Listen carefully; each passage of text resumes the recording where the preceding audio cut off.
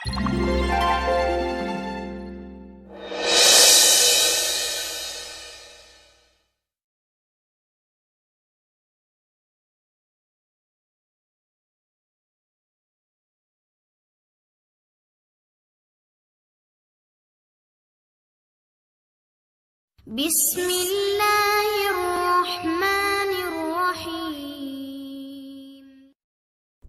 الله ربي والإسلام ديني ومحمدا رسول الله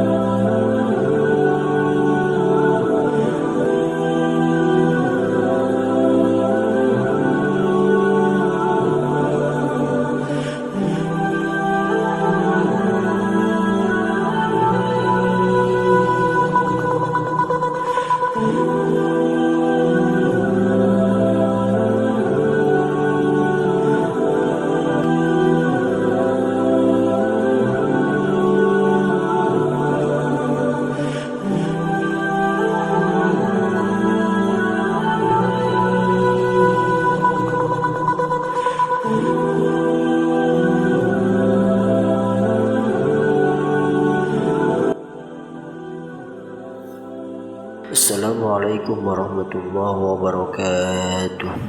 Bismillahirrahmanirrahim. Teman-teman beriman dimanapun Anda berada.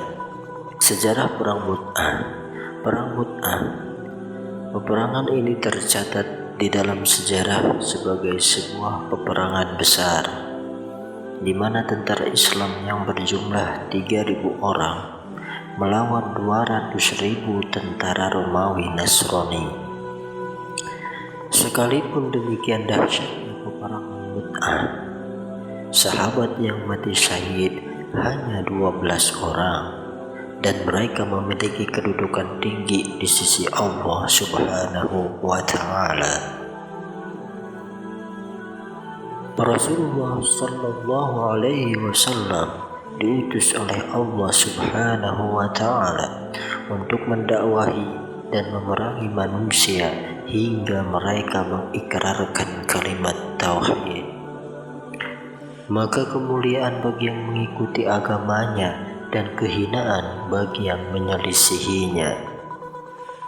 Sebagaimana Rasulullah Sallallahu Alaihi Wasallam memulai dakwah dari kerabatnya yang terdekat, dari kabilah Quraisy, lalu bangsa Arab secara umum, dan siapa saja yang dekat atau datang kepadanya dari berbagai penjuru.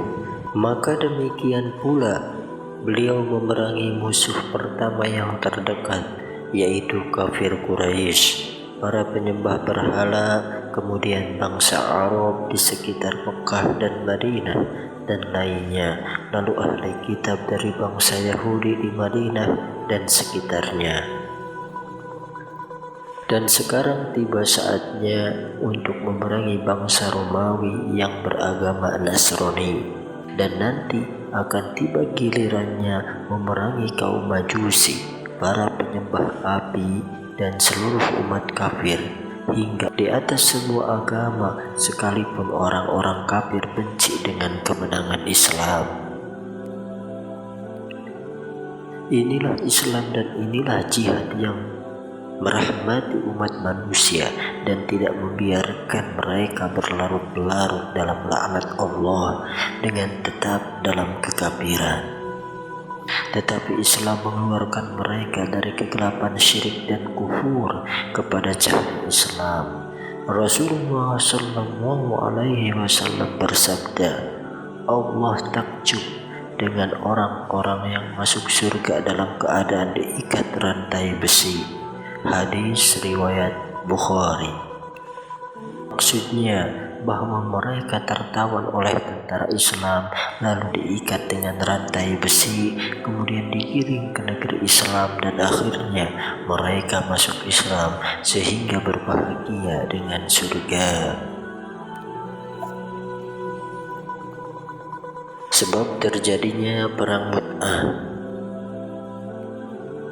Sebab terjadinya perang ini adalah Rasulullah SAW mengirim surat melalui utusannya Haris bin Umar radhiyallahu anhu kepada Raja Busra. Tatkala utusan ini sampai di Mu'tah, timur Yordania, ia dihadang dan dibunuh. Padahal menurut adat yang berlaku pada saat itu dan berlaku hingga sekarang, bahwa utusan tidak boleh dibunuh, dan kapan saja membunuh utusan maka berarti menyatakan pengumuman perang. Rasulullah SAW marah akibat tindakan jahat ini. Beliau mengirim pasukan perang pada Jumadil Awal tahun ke-8 Hijriah yang dipimpin oleh Zaid bin Haritsah. Sabda Rasulullah SAW, jika Zaid mati syahid, maka Ja'far yang menggantikannya. Jika Ja'far mati syahid, maka Abdullah bin Ruwahah penggantinya. Ini pertama kali Rasulullah SAW mengangkat 3 panglima sekaligus, karena beliau mengetahui kekuatan militer Romawi yang tak tertandingi pada waktu itu. Tentara Allah Subhanahu wa Ta'ala berangkat. Pasukan ini berangkat hingga tiba di Ma'an, wilayah Syam, dan sampai kepada mereka berita bahwa Raja Romawi bernama Heraklius telah tiba di Balko bersama 100.000 tentara, dan bergabung bersama mereka kabilah-kabilah Arab yang beragama Nasrani yang berjumlah 100.000 tentara. Pasukan ini berangkat hingga tiba di Ma'an, wilayah Syam, dan sampai kepada mereka berita bahwa Raja Romawi bernama Heraklius telah tiba di Balko bersama 100.000 tentara, dan bergabung bersama mereka kabilah-kabilah Arab yang beragama Nasrani yang berjumlah 100.000 tentara, sehingga total tentara musuh berjumlah 200.000 tentara. Setelah para sahabat bermusyawarah, sebagian mereka mengatakan, kita kirim utusan kepada Rasulullah SAW agar beliau menambah kekuatan tentara atau memerintahkan kepada kita sesuatu. Lalu panglima mereka yang ketiga, Abdullah bin Ruwahah radhiyallahu anhu, menyemangati mereka seraya mengatakan, demi Allah, sesungguhnya apa yang kalian takutkan, sungguh inilah yang kalian cari, yakni mati syahid. Kita tidak memerangi manusia karena banyaknya bilangan dan kekuatan persenjataan, tetapi kita memerangi mereka karena agama Islam ini yang Allah muliakan kita dengannya. Bangkitlah kalian memerangi musuh, karena sesungguhnya tidak lain bagi kita melainkan salah satu dari 2 kebaikan, yaitu menang atau mati syahid. Maka sebagian mereka berkata, demi Allah, Ibnu Ruwahah benar. Mereka berangkat sampai mereka tiba di Balko tempat musuh berada. Ini menunjukkan betapa besar keberanian para sahabat dalam jihad memerangi musuh-musuh Allah. Semoga Allah melaknat Syiah. Pertempuran tentara Islam dan tentara kufur saling berhadapan. Perlu kita ketahui, tentara di medan perang dibagi menjadi 5 pasukan. Pasukan depan, pasukan belakang, kanan, kiri, dan tengah sebagai pasukan inti. Musuh dengan jumlah yang sangat banyak mengharuskan seorang tentara tentara dari sahabat melawan puluhan tentara musuh. Akan tetapi tentara Allah yang memiliki kekuatan iman dan semangat jihad untuk meraih kemuliaan mati syahid tidak merasakan sebagaimana beban bagi mereka, sebab kekuatan mereka 1:10, sebagaimana digambarkan oleh Allah Subhanahu wa Ta'ala. Jika ada di antara kalian 20 orang yang bersabar, maka akan mengalahkan 200 orang. Quran Surat Al-Anfal ayat 65.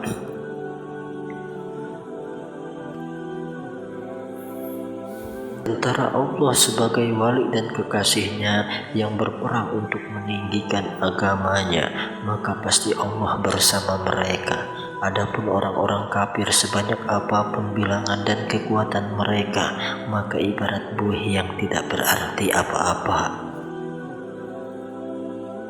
Peperangan berkecamuk dengan dahsyat. Pusat perhatian musuh tertuju kepada pembawa bendera kaum muslimin dan keberanian para panglima Islam dalam maju memerangi musuh hingga mati syahid. Pertama, Zaid bin Haritsah radhiyallahu anhu. Lalu bendera pertama, lalu bendera perang diambil oleh panglima kedua, Ja'far bin Abi Thalib radhiyallahu anhu. Beliau berperang habis-habisan hingga tangan kanannya putus. Lalu bendera dibawa dengan tangan kirinya hingga terputus pula dan merangkul bendera dengan dadanya hingga terbunuh. Sebagai balasannya, Allah menggantikan kedua tangannya dengan 2 sayap agar di surga ia dapat terbang kemana saja.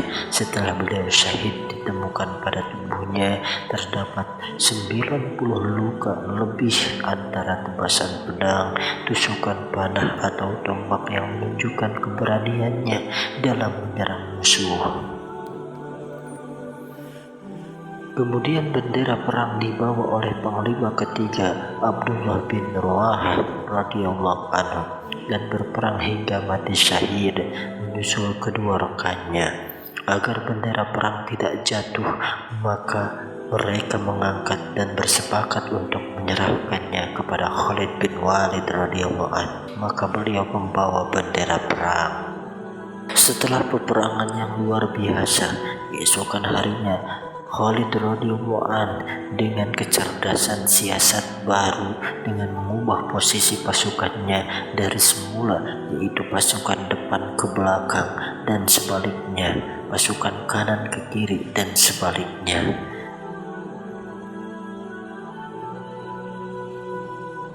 Sehingga tampak bagi musuh bahwa kaum muslim mendapat bantuan tentara yang baru dan menimbulkan rasa takut dalam hati mereka dan menjadi sebab kekalahan mereka.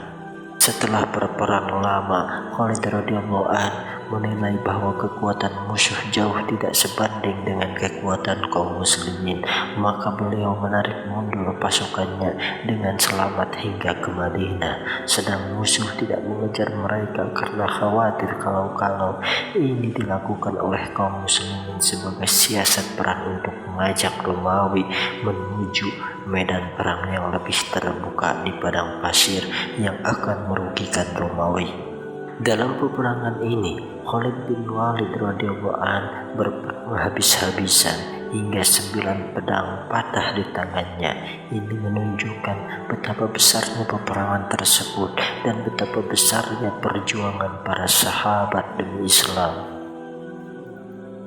Maka semoga Allah melaknat orang-orang Syiah yang tidak mengakui keutamaan para sahabat. Seandainya Syiah mencela seorang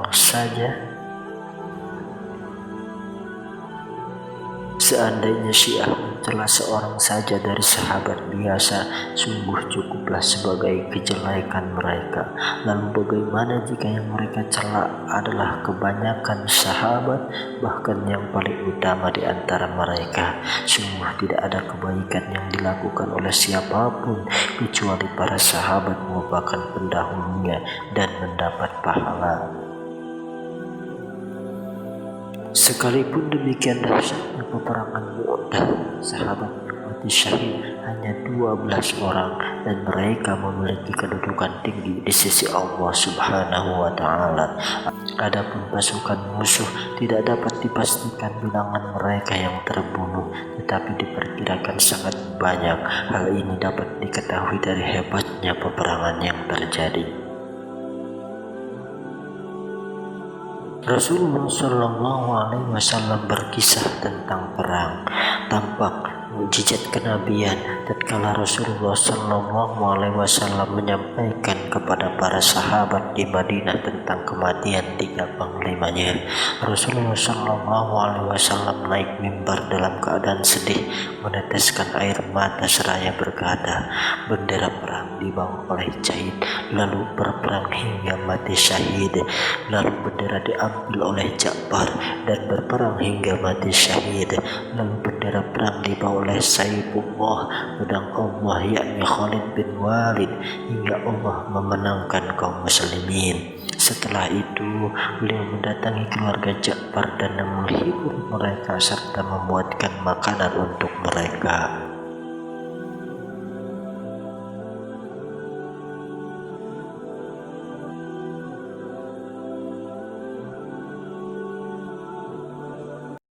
Oh